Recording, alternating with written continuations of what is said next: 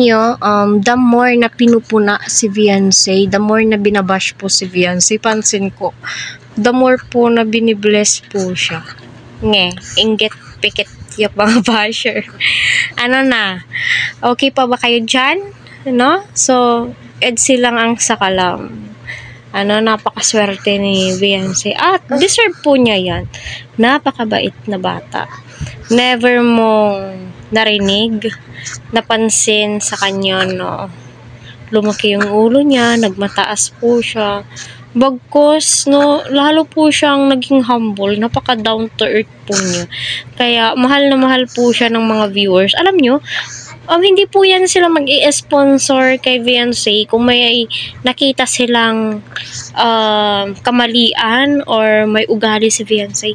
Alam nyo, nag-i-sponsor po yan sila kasi nakikita nila yung sarili nila kay Beyonce. Yung tipo, huy, apakabait na bata. Ito, masunurin sa magulang.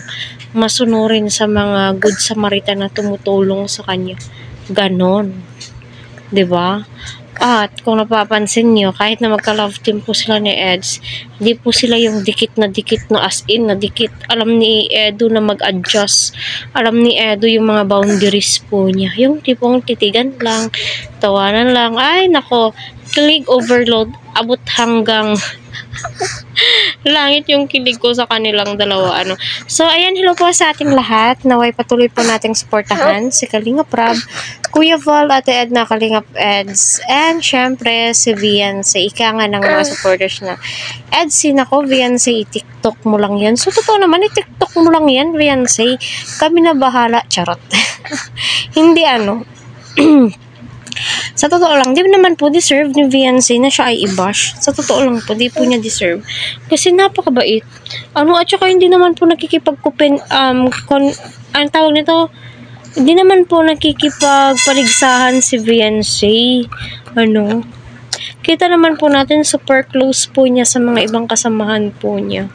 Okay naman sila. May mga tao lang po talaga na mga fans no, na yung tipong parang pinagsasabong, pero okay naman po sila. So hayaan na lang po natin. Sa mga basher po dyan, siguro basher ng nakaraang kwan ni Edu, move on na po kayo.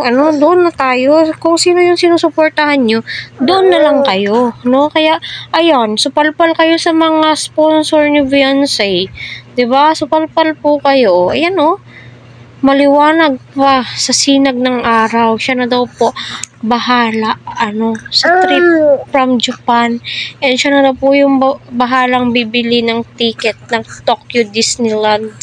Sana all, napakaswerte ni Beyonce. Kaya kung madaming basher, madaming blessings ang dumarating. Kaya fight Edsy and Edu. Ay, naku, hayaan nyo sila. Hayaan nyo sila ngaw-ngaw ng ngaw-ngaw kasi ganun naman po talaga yung buhay.